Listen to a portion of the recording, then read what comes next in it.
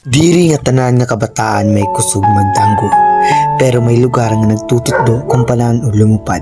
Eskwelahan nga diri lang nagtutudlo ng mga letra, kundi nagtutudlo yung kusog, paglaom ng pagtuwa sa sarili. Didaha lugar nga punuhin ng inspirasyon ng kahibaro. Dito nagtikangan namang danggo, dito nagtikangan namang paglaom. Hakada classroom may istorya nga natawo, istorya ang kabataan nga may danggo ang kinabuhi, may kalipay, may kakurian. Pero ang paglaom diri gud nawawara. Kaya kada adlaw kami naso sa eskwelahan, diri lang kami nag-aaram, kami gimpapakusugan.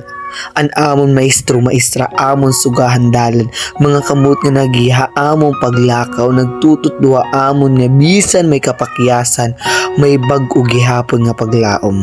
Usahay na hadlok kami, usahay na papakis kami, usahay nagdudumaran amon pagtuha amon sarili. Usahay gimpakyanan ko na ako sa kalugaringon, kaya ko ba nga danggo? Pero hakada paggraduan akong kasing-kasing may tingog nga nasiring. Padayon kay halugar nga nagtutuwa amon magdanggo, waray kabataan mo paglaom, sugarin lagam nga bag-ula nakakaton lumupad.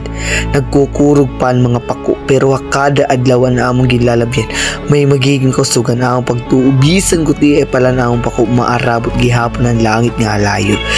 Kay ini nga eskwelahan diri la lugar mag-aram, ini usa nga balayan pangandoy, usa nga baluarte ng inspirasyon, usa nga lugar kung diin ang kabataan natututduan magdanggo nga maglupad. Sanglit kung papakayanan kami kundi nagtika nga namong paglupad.